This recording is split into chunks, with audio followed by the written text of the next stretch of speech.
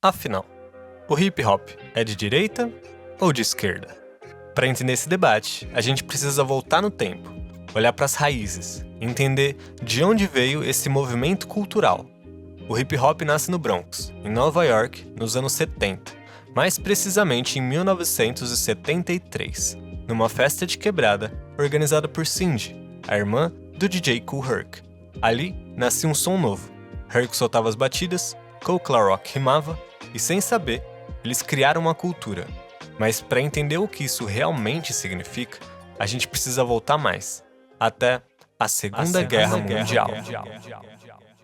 Naquela época, os Estados Unidos recrutaram milhares de soldados negros com promessas. Entre as promessas, o GI Bill, uma lei para garantir moradia, estudo, trabalho, mas foi tudo uma grande ilusão, porque quando os soldados pretos voltaram para casa, nada havia mudado.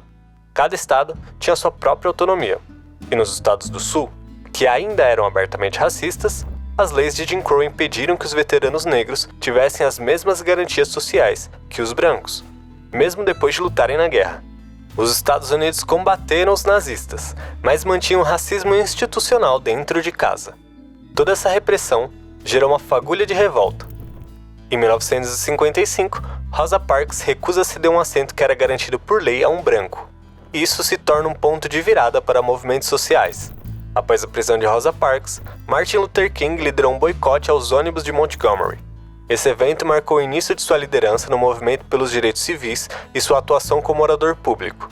Enquanto King era mais pacifista no seu discurso, outra figura extremamente importante para a época aparece para liderar seu povo por todos os meios necessários: Malcolm X.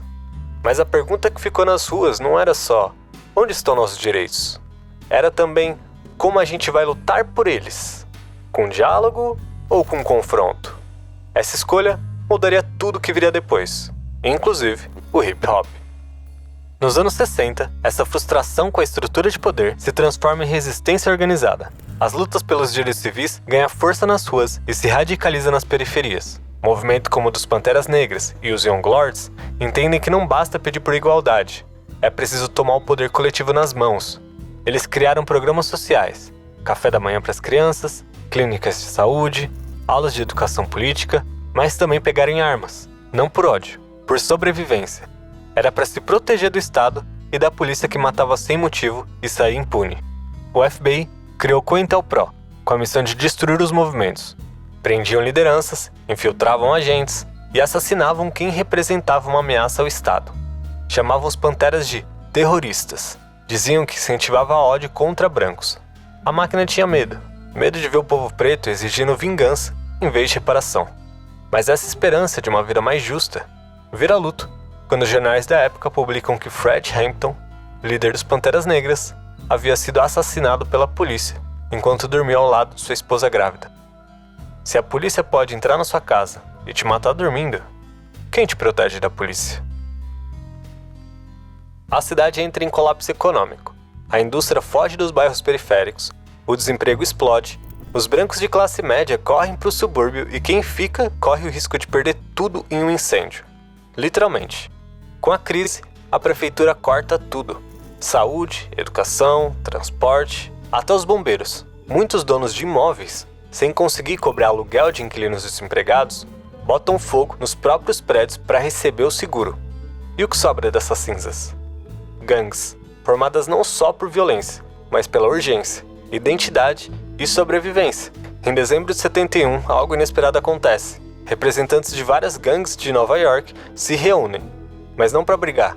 A chamada reunião da Howe Avenue foi histórica. Pela primeira vez, líderes de gangues se sentam para negociar a paz. Esse cessar-fogo abriu caminho para outra coisa surgir. Se a guerra dava trégua, a arte podia respirar. Foi depois dessa reunião que o Bronx viu menos tiros e mais festas, menos disputa de território e mais disputa de rima. Sem a paz da Howe Avenue, talvez o hip hop nem tivesse nascido. DJ Kool Herc soltou a batida. Kool Rock cuspiu as barras. As festas cresciam, o movimento pegava corpo, mas era mais do que música.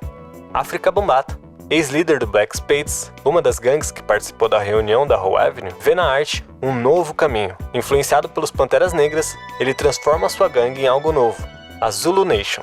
Não era mais uma gangue de rua, era cultura, consciência, organização. Anos depois, Bambaataa ajudaria a definir os 5 pilares do hip hop: DJ, MC, break, grafite e o mais importante, o conhecimento.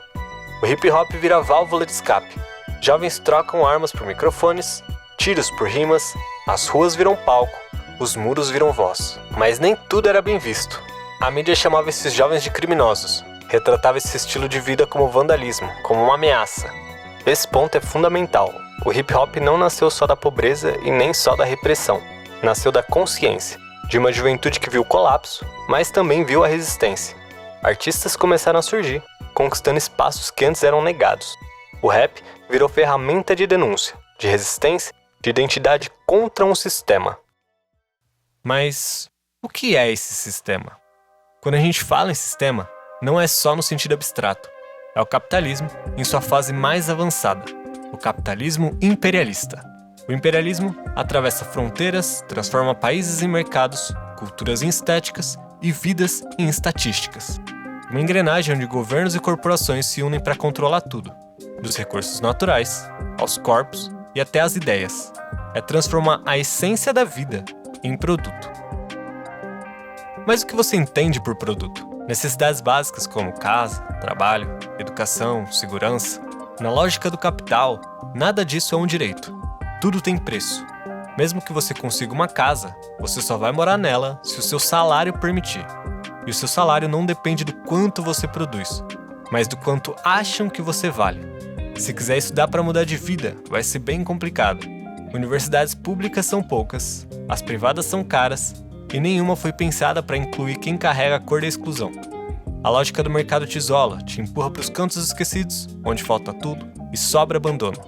Foi nesse terreno que o hip hop brotou, não como moda, mas como resposta.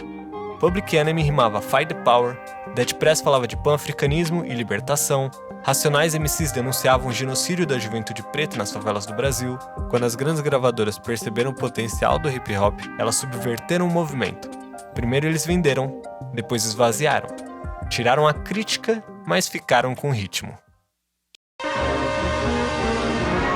Is a music that is all beat, strong beat, and talk. It's rap music, and it sounds like this. Sugar Hill Gang lança o primeiro hit de rap.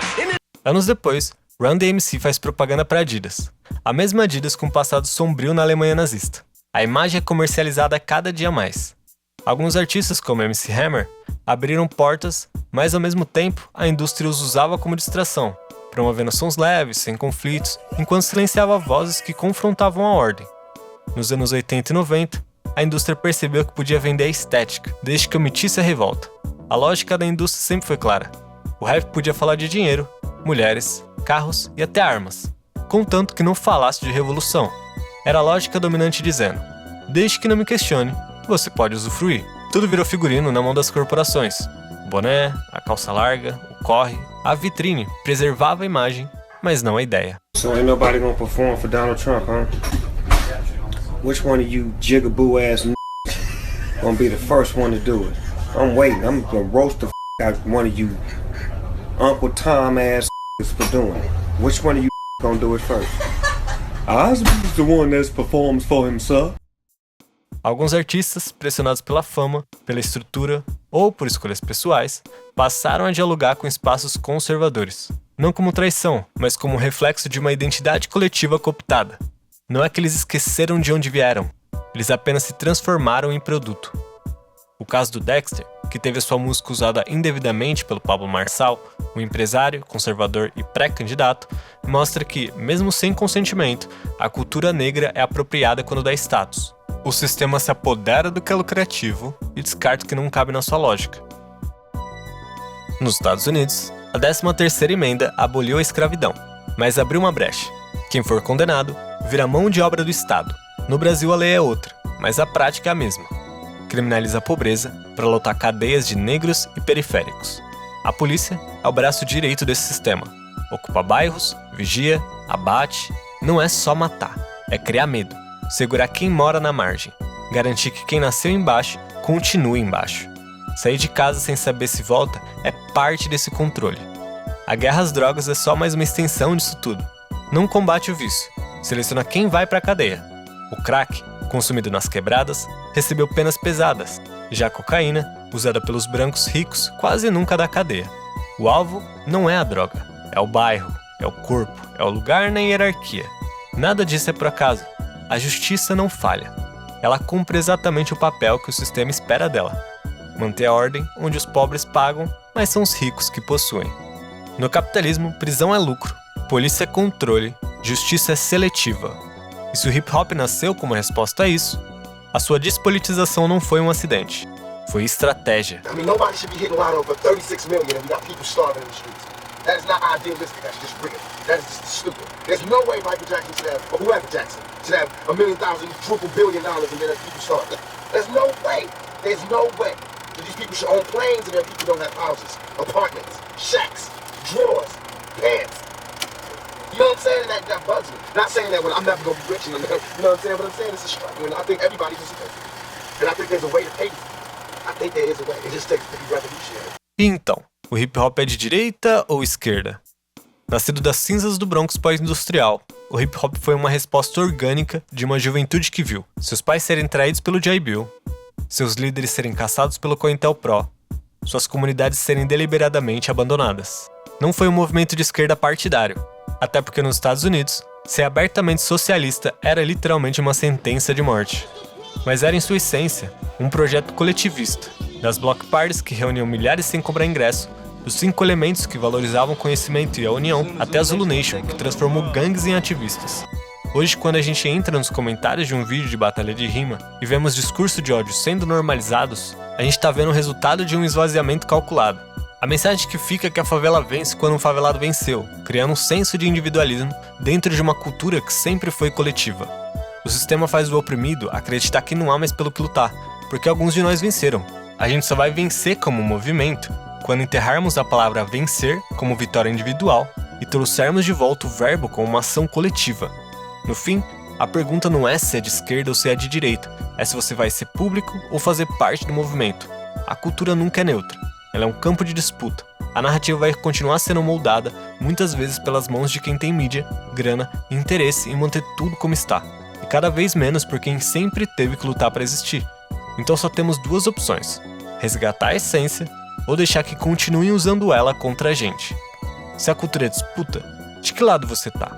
Me conta aqui nos comentários e aproveita e fala qual artistas vocês conhecem que se mantém hip hop. Owns the culture. We do. Hip hop is doing well, and rap is doing bad. It looks like rap is strong. No, rap is sold out. All house slaves look better than the field slaves. Bom, se você chegou até aqui é porque notou que o vídeo ainda não acabou. Para você que ainda procura conhecer mais desse movimento e entender onde você se encaixa no meio disso tudo, essas são as minhas recomendações. E se você quer saber mais sobre a história do hip hop no Brasil, aproveita que tem uma exposição no Sesc 24 de maio com entrada gratuita que conta a origem do movimento hip hop em São Paulo. A exposição vai até dia 29 de março de 2026, então corre que ainda dá tempo.